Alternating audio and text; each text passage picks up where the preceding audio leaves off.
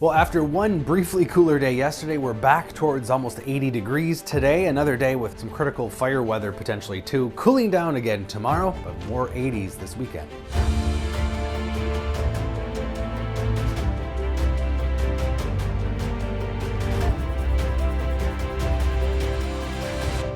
So another warm day today, back up towards 80 degrees, maybe low to mid 80s in southwestern Minnesota.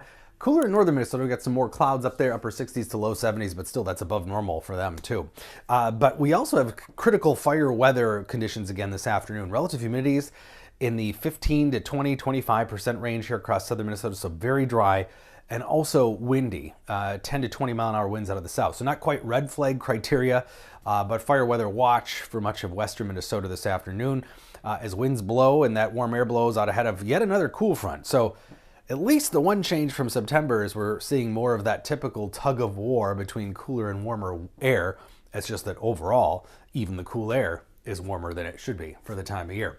Highs tomorrow will be cooler behind that front, probably around 70, 50s in northern Minnesota, but these readings still slightly above normal.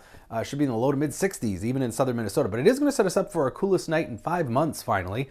Mid 40s in the Twin Cities, widespread 30s across northern Minnesota. I think there'll be a lot more frost in areas that haven't seen it yet for northern Minnesota. But then temperatures surge back up for the weekend. Saturday, low to mid 80s again across southern Minnesota. Another windy, probably fire weather day again. But then another cool front could touch off some showers. This is the only chance of rain really in sight.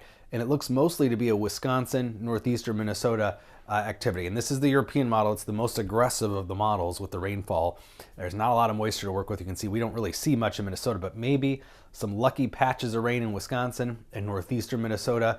But again, that's the more aggressive solution with that next front this weekend. Behind it, we cool off again, back in the upper 60s and low 70s, probably Sunday, Monday, with some 50s to the north. But overall, I know it sounds like a broken record, but we are just stuck in this much warmer than normal pattern of an upper level ridge that just wants to persist across the central U.S.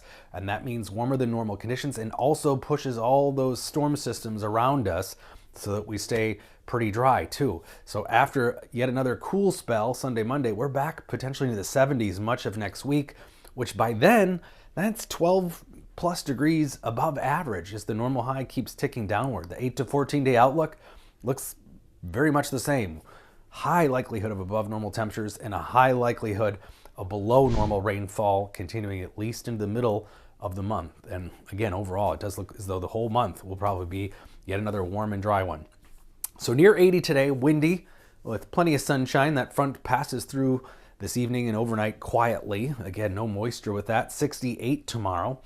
Setting us up though for that cool night tomorrow night, 45 in the Twin Cities.